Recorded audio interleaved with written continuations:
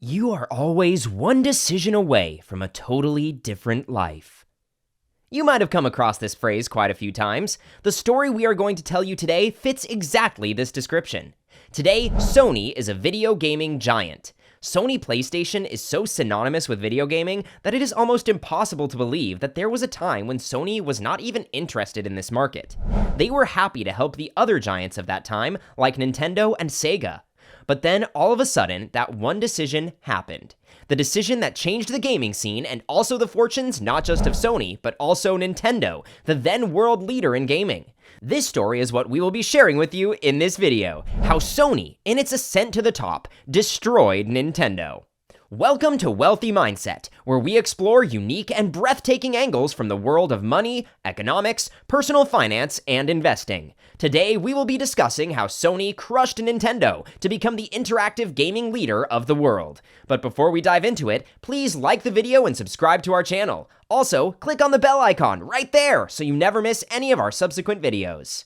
A few years back, a hidden prototype of Nintendo PlayStation was sold at an auction for $360,000. Yes, you heard it right. A Nintendo PlayStation was sold, not Sony PlayStation. It sounds odd, doesn't it?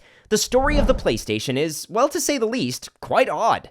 In the 80s, Sony was pretty ambitious about the interactive gaming market. It was not directly selling consoles at that point, but was involved in supporting the gaming giants. Here's how. One by one, Sony joined hands with its rivals like Philips and Microsoft, but the ventures failed and Sony could not find any headway into the sector.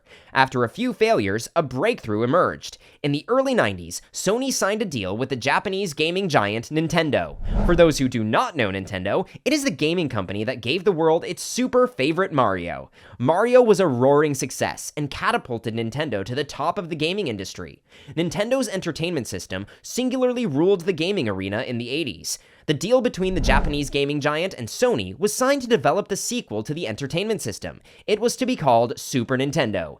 Ken Kutaragi, the developer, wanted to add a CD add-on to the Super Nintendo. Nintendo did not like this addition, and Kutaragi could not convince the bosses of the Japanese gaming giant to add the CD-ROM. The deal broke down, and Nintendo signed a new contract with Philips. For Sony, it was a humiliation. After putting so much work into an idea, they were unceremoniously kicked out of a deal. Sony's ambitions to get a breakthrough in the industry also started appearing bleak, but Kutaragi would not give up. He could envision that CD was the future. He stuck to his ideas and kept developing them. This decision of Nintendo was soon to become the decision that would end their dominance in the market, but at that point, Nintendo couldn't care less. But Sony did. The company knew that the perfect reply to this humiliation was beating Nintendo at their own game. This was the time when PlayStation was conceptualized in the Sony office. The 2D gaming style was soon to become a thing of the past, as PlayStation was about to bring the visuals to life with its 3D technology. Nobody was ready to give any chance to Sony to succeed in the gaming business, especially after the Nintendo deal was scrapped. Everybody thought that Sony had been pushed out of the business. Little did they know about the storm that was about to hit them. On December 3rd, 1994, Sony PlayStation was launched. With its high-quality 3D graphics, it took the gaming industry by storm. A revolution had arrived in the gaming sector, and the other competitors had absolutely no clue how to react to it. PlayStation was conquering everything, and that put pressure on Nintendo. Under pressure, Nintendo put out a half-baked console called the Virtual Boy. It was the biggest flop the Japanese giant had ever produced. Since then, it was all downhill for Nintendo, and the PlayStation became synonymous with gaming.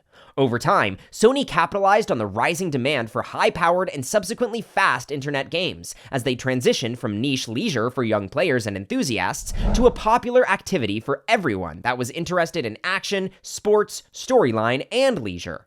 A small mistake from Nintendo led to the biggest damage for the company. In the past few years, Nintendo has again revived itself, but it can only dream of achieving the success it once had.